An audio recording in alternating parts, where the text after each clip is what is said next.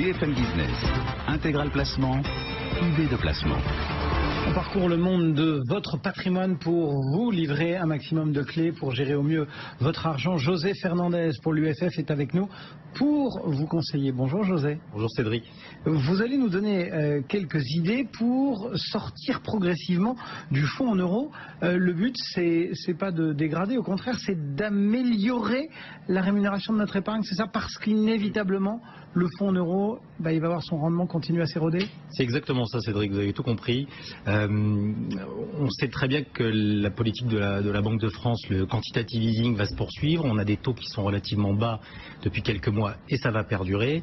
Et donc même si le fonds en euros s'en sort encore plutôt bien cette année, avec environ 2,30% de rendement en moyenne et une inflation à zéro, ça ne va pas durer. Tout simplement parce que l'assurance vie collecte bien, c'est le produit préféré des Français. Et comme elle collecte bien, eh bien, les assureurs doivent investir cet argent. Et pour l'investir, il faut qu'en partie, ils soient investis sur des obligations d'État. Et les obligations d'État, ça rapporte plus grand-chose, entre 0,50 et 0,80. Donc on voit bien que d'ici la fin de l'année, le rendement va continuer à s'éroder et peut-être casser la barre des 2%. Alors, effectivement, il faut trouver des solutions pour améliorer le rendement de son épargne. On compare souvent le livret A et les SICAV monétaires au fonds en euros, mais c'est pas du tout la même chose, parce que le fonds en euros, c'est sur de l'épargne de long terme. On a du temps, et donc si on a du temps, il faut accepter de prendre un petit peu de risque et d'arrêter le rendement anémique des fonds en euros. D'autant qu'aujourd'hui, certains réussissent à afficher, on va dire, un rendement intéressant en s'appuyant notamment sur la comparaison avec l'inflation. Et cette comparaison, elle pourrait là aussi s'arrêter. Et elle va certainement s'arrêter, puisque tout est fait pour que les politiques monétaires fassent revenir l'inflation à ce niveau de 2% qui est tant espéré par la BCE.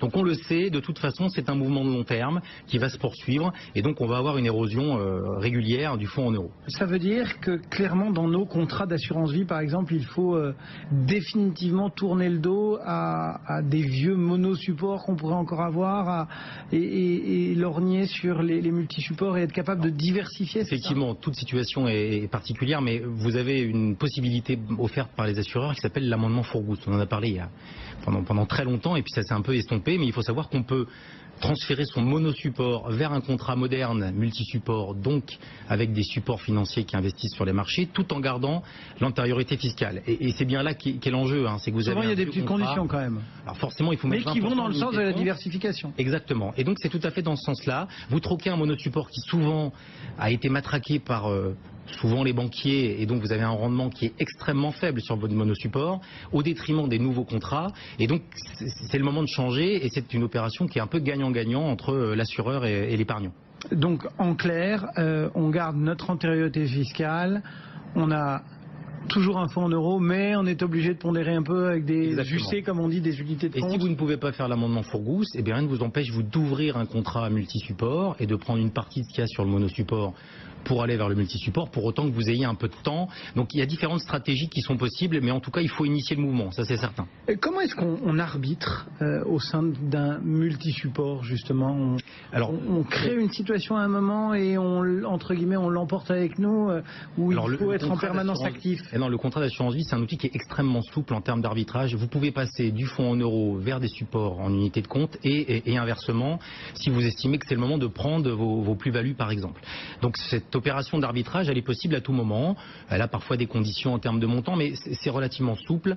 Et donc ça vous permet de choisir le moment d'arbitrer votre fonds en euros et d'aller vers les unités de compte. Mais vous avez aussi la possibilité de mettre en place des options de gestion automatique. C'est-à-dire que ces arbitrages vont être faits de manière automatique. Vous avez de l'argent sur le fonds en euros, vous demandez à ce qu'une partie de cet argent aille progressivement rejoindre des supports que vous aurez choisis pour améliorer votre rendement, et cela de manière gratuite en règle générale, et cela vous permet de lisser le coût d'entrée sur les marchés financiers. Donc c'est très intéressant. Certains assureurs notamment proposent des petits coups de pouce, un petit peu comme un commercial un peu lambda entre guillemets, en vous disant tiens, si vous prenez quelques UC, on va booster la performance du fonds en euros. Exactement, mais là encore, c'est de l'avantage de tous. Alors, c'est de l'avantage de tous parce que d'abord, vous dopez de manière parfois significative votre fonds en euros. Vous pouvez rajouter 0,30, 0,50, voire 0,70 sur la performance. Pas seulement sur l'année en cours, mais parfois même sur l'année suivante. Donc, vous avez quand même 1 an et demi de rendement additionnel qui est très intéressant.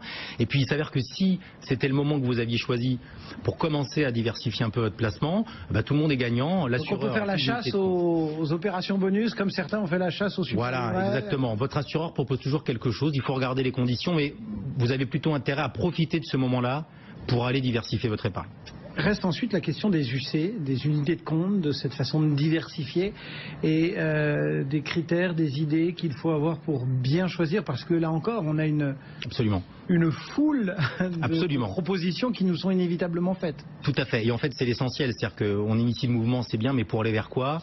Donc ça dépend de différents critères. D'abord l'objectif de votre contrat d'assurance vie, la durée qui reste à courir pour que vous ayez besoin de cet argent, c'est pour la retraite, c'est pour acheter une maison, c'est pour financer les études des enfants, et puis ça dépend aussi de votre profil d'épargnant. Est-ce que vous êtes quelqu'un qui veut aller prendre un peu de risque, du risque moyen ou beaucoup de risques? Et pour le coup, vous avez une palette d'unités de compte qui sont à votre disposition. Vous pouvez aller sur les actions, on sait que sur le long terme, c'est quand même ce qui rapporte le plus, mais vous pouvez aller sur des fonds obligataires qui sont plus diversifiés que le fonds en euros et qui donc vont vous permettre d'aller générer un petit peu de rendement. Vous avez des fonds qui sont dits patrimoniaux, c'est-à-dire des fonds qui sont censés vous donner une rémunération plutôt régulière sur la durée.